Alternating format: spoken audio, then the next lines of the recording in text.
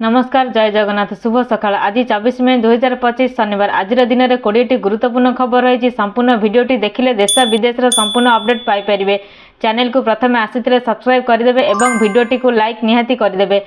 खबर नंबर 1 आसुची बड़ वर्षा जून पहलार खोल हीराकुद डैम अलर्ट रे 15 जिला संभाव्य आग को आसुथिबा बड़ वर्षा मध्य हीराकुद जलभंडार जून 1 तारिख जेकोसी समय बन्या जल निष्कासन करा जाय पारे। हीराकुद डैम कर्तृपक्ष ए संपर्क में एक चेतावनी जारी करिसेंती जेउथिरे 15टी निर्मांचल जिलार जिलापाल को सतर्क करा जायछि। कर्तृपक्ष चिठी अनुसार बन्या जल नियंत्रण पर जून 1 तारिख अक्टोबर 31 तारिख मध्य हीराकुद डैम द्वार जेकोसी समय खोल जाय पारे। खबर नंबर 2 आज युक्त 2 नामलेखा आवेदन आज नामलेखा आवेदन करें छात्र छात्री आज जून 30 तारिख जाए ऑनलाइन आवेदन सैम्स पोर्टाल रे आवेदन करें छात्र छात्री www.samsodisha.gov.in रे करें आवेदन। जुलाई 7 तारिख रे बाहर प्रथम मेरिट लिस्ट जुलाई 8 रु 14 जाए हेब एडमिशन यापर जुलाई 24 तारिख रु हेब पाठपढ़ा।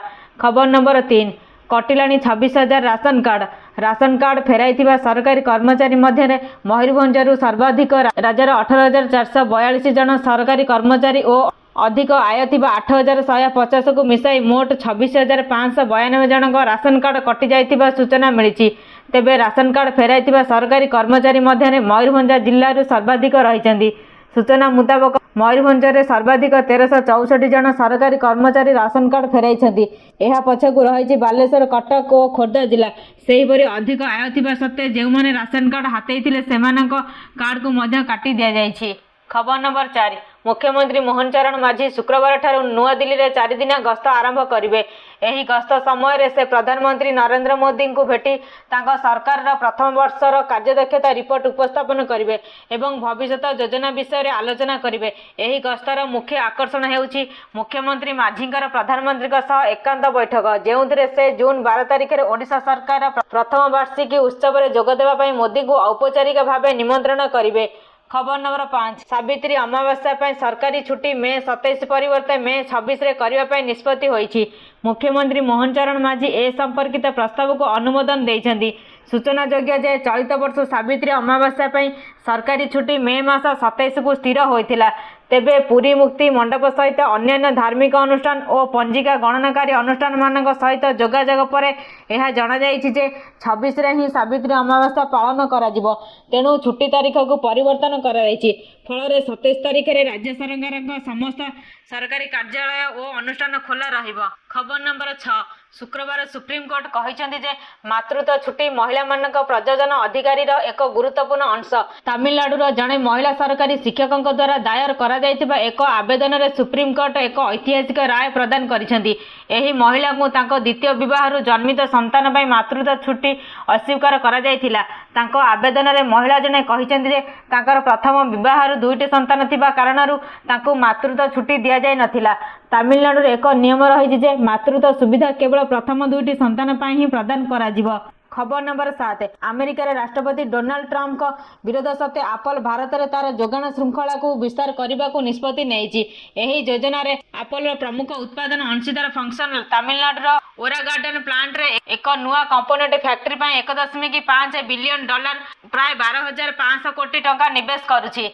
खबर नंबर 8 जापान रे चाउल जोगाण पुणी थे कमिबार लगी। देश में चाउलर मूल्य जापान चाउल मूल्य आकाशछुआ हेउछि एवं एही प्रसंग एबे राजनीति जोर धरिछि। धानर मूल्य वृद्धि एवं जोगाण ह्रास प्रसंग एते गंभीर होईगला जे जापान कृषि मंत्री को तांको पदरु इस्तीफा देबाकू पड़िला। सूचना योग्य चाउल को जापानी संस्कृति परंपरा एवं राजनीतिर पोषण भाव में विवेचना करा जाए। लोक माने एही शस्य को सेमानकर परिचय सहित जोड़ी थांती। जापान में प्रचुर परिमाण में व्यवहृत हेउथिबा चाउल स्टिक प्रकार एवं एहाकू जापानिका कहा जाए। खबर नंबर 9 परिक्रमा प्रकल्प रे भंगा जाइथिबा मठ मंदिर हेबो पुनर्वास। श्रीमंदिर परिक्रमा प्रकल्प पुरी रे भंगा जाइथिबा मठ को मिलिबो नुआ परिचय। सबु मठ मंदिर गुड़िकर पुनर्वास करा जिवो। राज्य सरकार 19टी मठ को पुनर्वास प्रक्रिया आरंभ कर देइछन्ति। ପୁରୀରେ ଏକ ନିର୍ଦ୍ଦିଷ୍ଟ ଜାଗା ଚିହ୍ନଟ କରାଯାଇଛି। ସେହି ସ୍ଥାନରେ ସବୁ ମଠର ବିଜେସ୍ଥଳୀକୁ ରଖାଯିବ, ଯାହାଫଳରେ ଭକ୍ତଙ୍କ ଦର୍ଶନ ସୁବିଧା ହେବ।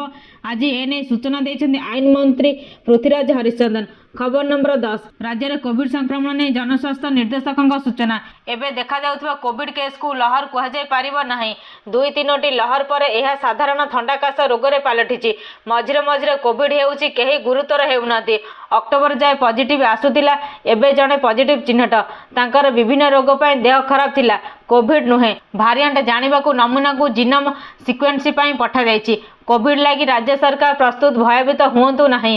ଖବର ନମ୍ବର 11, ରାଜ୍ୟରେ ଖୁବ୍ ଶୀଘ୍ର ଲାଗୁ ହେବ ନୂଆ ଅବକାରୀ ନୀତି। ଏନେଇ ଅବକାରୀ ମନ୍ତ୍ରୀ ପୃଥ୍ୱୀରାଜ ହରିଚନ୍ଦନଙ୍କ ସୂଚନା। 3 ବର୍ଷିଆ ପଲିସି ଆଣିବାକୁ ଯାଉଛୁ। ଅଲଗା ରାଜ୍ୟର ପଲିସି ଷ୍ଟଡି କରିବାକୁ ଟିମ୍ ଯାଉଛନ୍ତି। ଜୁନ୍ 15ରୁ ଜୁନ୍ 20 ଭିତରେ ନୂଆ ପଲିସି ଆଣିବୁ। ସଚିବଙ୍କ ନେତୃତ୍ୱରେ ଏକ ଟିମ୍ ଆନ୍ଧ୍ରପ୍ରଦେଶ ଯିବେ। ଆନ୍ଧ୍ର ସମେତ ବିଭିନ୍ନ ରାଜ୍ୟକୁ ଯାଇ ଅନୁଧ୍ୟାନ କରୁଛନ୍ତି।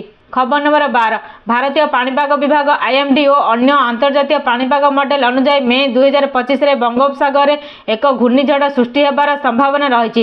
ଫଳରେ ଓଡ଼ିଶା ଉପକୂଳ ପ୍ରଭାବିତ ହେବାର ଅନୁମାନ କରାଯାଇଛି। ଏହି ଝଡ଼, ଯାହାର ନାମ ସମ୍ଭାବ୍ୟ ଶକ୍ତି ରଖାଯାଇଛି, ମେ 23ରୁ 28 ତାରିଖ ମଧ୍ୟରେ ଓଡ଼ିଶା, ପଶ୍ଚିମବଙ୍ଗ ଏବଂ ବାଂଲାଦେଶର ଖୁଲନା ଓ ଚଟ୍ଟଗ୍ରାମ ଅଞ୍ଚଳକୁ ପ୍ରଭାବିତ କରିବାର ଆଶଙ୍କା ରହିଛି। ଖବର ନମ୍ବର 13, ଗ୍ରୀଷ୍ମ ପ୍ରଭାବରେ ଭତ୍ତା ହିତାଧିକାରୀଙ୍କ ସୁରକ୍ଷାକୁ ନେଇ ସରକାର ଚଳିତ ମାସ ଜୋତା ଓ ଛତା ପାଇଁ 400 ଟଙ୍କା ମିଶାଇ ଭତ୍ତା ବଣ୍ଟନ କରାଯିବା ପାଇଁ ନିର୍ଦ୍ଦେଶ ରହିଥିବା ବେଳେ ଖାତାରେ 1400 ଟଙ୍କା ଲେଖାଯାଇଛି। ମାତ୍ର ହିତାଧିକାରୀଙ୍କୁ 1200 ଟଙ୍କା ମିଳିଛି। ଏପରି ଘଟଣା କନ୍ଧମାଳ ଜିଲ୍ଲା ତୁମୁଡ଼ିବନ୍ଧ ବ୍ଲକ କୁଟିଆକନ୍ଦ ଅଧ୍ୟୁଷିତ ବେଲଘର ପଞ୍ଚାୟତରେ ଆଜି ଗୁରୁବାର ଜଣାପଡ଼ିଛି। ସୂଚନାନୁସାରେ ପାଣ୍ଡା ମାକ୍ସା ଗ୍ରାମର ସୁବୁନାଥ ମାଝୀ ଭତ୍ତା ଦେବା ଖବର ପାଇ ଗତ ବୁଧବାର ଦିନ ନିଜ ଭତ୍ତା ଖାତା ଧରି ପଞ୍ଚାୟତ କାର୍ଯ୍ୟାଳୟରେ ଭତ୍ତା ପାଇଁ ପହଞ୍ଚିଥିଲେ। ଏହାପରେ ପଞ୍ଚାୟତ ନିର୍ବାହୀ ଅଧିକାରୀ ଭତ୍ତା ଖାତାରେ 1400 ଟଙ୍କା ଲେଖି 1200 ଟଙ୍କା ସେହି ଖାତାରେ ଭରି ତାଙ୍କୁ ବିଦାୟ କରିଦେଲେ। ଖବର ନମ୍ବର 14, ବରଗଡ଼ ଜିଲ୍ଲାରେ ରବି ଧାନ ସଂଗ୍ରହ ପ୍ରକ୍ରିୟା ଚାଲିଛି। ଧାନ ସଂଗ୍ରହ ପ୍ରକ୍ରିୟାକୁ 7 ଦିନ ବିତିଛି। ଜିଲ୍ଲାରେ ଚାଷୀଙ୍କ ଅମଳ ଧାନ ବିକ୍ରି ସରିନାହିଁ। ଜିଲ୍ଲାର ଧାନ ବିକ୍ରି ସରିବାକୁ ଆହୁରି ପ୍ରାୟ 2 ମାସ ଲାଗିଯିବ। ଅନ୍ୟପଟେ ପଡ଼ୋଶୀ ଛତିଶଗଡ଼ ରାଜ୍ୟରେ ରବି ଧାନ ସଂଗ୍ରହ ପ୍ରକ୍ରିୟା ଚାଲୁନଥିବା ଯୋଗୁଁ ସେଠାକାର ଧାନ ବେପାରୀ ଜରିଆରେ ବରଗଡ଼ ଜିଲ୍ଲାକୁ ପଶୁଛି। ସେଭଳି ଧାନକୁ ରାତାରାତି କେତେକ ନିର୍ଦ୍ଦିଷ୍ଟ ଜାଗା ତଥା ମିଲ୍ରେ ରଖାଯାଉଛି ଏବଂ ଜିଲ୍ଲାର ବିଭିନ୍ନ ଧାନ କ୍ରୟ କେନ୍ଦ୍ରରେ ପଲ୍ସ ଏଣ୍ଟ୍ରି କରାଯାଉଥିବା ଅଭିଯୋଗ ହୋଇଛି। ଏହା ଜିଲ୍ଲାର ଚାଷୀଙ୍କ ଚିନ୍ତା ବଢ଼ାଇ ଦେଇଛି। ଜିଲ୍ଲାର ଚାଷୀମାନେ ଧାନ ବିକ୍ରି କରିସାରିନଥିବେ, ମାତ୍ର ଆଗାମୀ ଦିନରେ ଜିଲ୍ଲାର ଧାନ କ୍ରୟ ଲକ୍ଷ୍ୟ ପୂରଣ ହୋଇ ତାହା ଧାନ ସଂଗ୍ରହ ପ୍ରକ୍ରିୟାରେ ବଡ଼ ସମସ୍ୟା ସୃଷ୍ଟି କରିବ ବୋଲି ଏବେଠାରୁ ଆଶଙ୍କା ପ୍ରକାଶ ପାଇଲାଣି। ଖବର ନମ୍ବର 15, 2026ରେ T20 ବିଶ୍ୱକପ୍ ଭାରତ ଓ ଶ୍ରୀଲଙ୍କା ମିଳିତ ଭାବେ ଆୟୋଜନ କରିବେ। ମୋଟ 20ଟି ଦଳ 55ଟି ମ୍ୟାଚ୍ ଖେଳିବେ।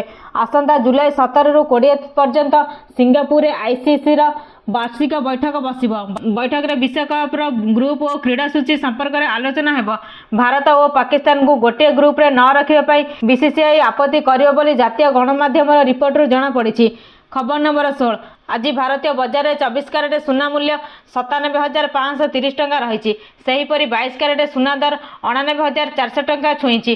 ସେହିପରି ରାଜଧାନୀ ଭୁବନେଶ୍ୱରରେ 24 କ୍ୟାରେଟ୍ ସୁନା ମୂଲ୍ୟ 10 ଗ୍ରାମ ପିଛା 97,530 ଟଙ୍କା ରହିଥିବା ବେଳେ 22 କ୍ୟାରେଟ୍ ସୁନାର ମୂଲ୍ୟ 99,400 ଟଙ୍କାକୁ ପହଞ୍ଚିଛି। ମୁମ୍ବାଇରେ 24 କ୍ୟାରେଟ୍ ସୁନାର ମୂଲ୍ୟ 97,530 ଟଙ୍କା ଏବଂ 22 କ୍ୟାରେଟ୍ ସୁନାର ମୂଲ୍ୟ 99,400 ଟଙ୍କା ରହିଛି। ନୂଆଦିଲ୍ଲୀରେ 24 କ୍ୟାରେଟ୍ 97,680 ଟଙ୍କା ଏବଂ 22 କ୍ୟାରେଟ୍ 99,550 ଟଙ୍କା ରହିଛି। ଖବର ନମ୍ବର 17, 2024 ବିଧାନସଭା ନିର୍ବାଚନ ପରେ ବିଭିନ୍ନ ରାଜ୍ୟ ସରକାର ସେମାନଙ୍କର ପ୍ରଥମ ବର୍ଷ ପୂରଣ କରିଛନ୍ତି। କେଉଁଠି ସ୍ଥିତି ସୁଦୃଢ଼ ତ କେଉଁଠି ବିଗିଡ଼ିଛି। ତେଣୁ ପଲିଟିକାଲ ଭାଇବ୍ ସହିତ ମିଳିତ ଭାବରେ ୱାନ୍ ଇଣ୍ଡିଆ ଦେଶର ପ୍ରକୃତ ମନୋଭାବକୁ ଜାଣିବା ପାଇଁ ଏକ ବ୍ୟାପକ ବହୁଭାଷୀ ସର୍ଭେ ଆରମ୍ଭ କରୁଛି। ଏହା କେବଳ ଏକ ନିୟମିତ କାର୍ଯ୍ୟଦକ୍ଷତା ଯାଞ୍ଚ ନୁହେଁ, ଏହା କ୍ଷମତାକୁ ଆସିବାର ଗୋଟିଏ ବର୍ଷ ପରେ ଲୋକମାନେ ସେମାନଙ୍କର ନେତା, ନୀତି ଏବଂ ପ୍ରତିଶ୍ରୁତି ବିଷୟରେ କ'ଣ ଭାବନ୍ତି ତାହା ବୁଝିବା ପାଇଁ ଏକ ସମୟୋଚିତ ଏବଂ ସଞ୍ଚରିତ ପ୍ରୟାସ।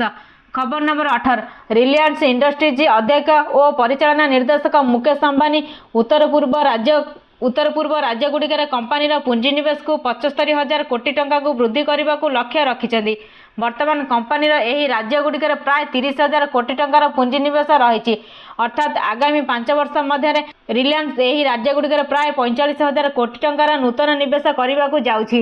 ଦିଲ୍ଲୀର ଭାରତ ମଣ୍ଡପରେ ଆୟୋଜିତ ରାଇଜିଂ ନର୍ଥ ଇଷ୍ଟ ନିବେଶକ ସମ୍ମିଳନୀରେ ମୁକେଶ ଅମ୍ବାନୀ ଏହା କହିଛନ୍ତି। खबर नंबर 19 उत्तर प्रदेश रे मृत्युर तांडव रचिला झड़ नेला 51 जनक जीवन। उत्तर प्रदेश रे मृत्युर तांडव रचिला झड़ नेला 51 जनक जीवन। उत्तर प्रदेश रे तांडव रचिला झड़ वर्षा। बुधवार राति गुरुवार सकाळ पर्यंत प्राय समग्र राज्य में प्रबल झड़ वर्षा होईछि। एही समय गछ एवं कांथ पड़िबा सह वज्रपात भली विपर्यय कारण 51 जनक मृत्यु घटी। विद्युत खुंट भांगी जिबारु बिजुली जोगाण बाधाप्राप्त होईछि। बुलंद सहर में घंटा प्रति 89 किलोमीटर एवं मीरठ रे घंटा प्रति 80 किलोमीटर बेगर झड़ पवन बहितिला। आग्रा अलीगढ़ अंचल सहित राज्यर अन्य पूर्वांचल में 50 ରୁ 80 किलोमीटर बेगर पवन बहितिला। यह जोगु अनेक अंचल में घरर टीन छात एवं नड़ा छपर उड़ाई नहीं। खबर नंबर 20 पुरी श्रीमंदिर में लागिबा आंटी ड्रोन टेक्नोलोजी एने विचार चलीथिबा कहले आईन मंत्री। पुलिस विभाग सह आलोचना करिछि आईन विभाग। ड्रोन उड़िबा पर एहाको खसाई दिया जाय पारिबो। आवश्यक पड़िले श्रीमंदिर प्रशासन अर्थ देव। एथर रथयात्रा पाई मिलिबो सरकारी सहायता। राज्यर विभिन्न स्थान में रथयात्रा पाई मिलिबो सहायता। एने सूचना देले आईन मंत्री पृथ्वीराज हरिचंदन। संपूर्ण भिडियोटी को देखुथिबारु धन्यवाद।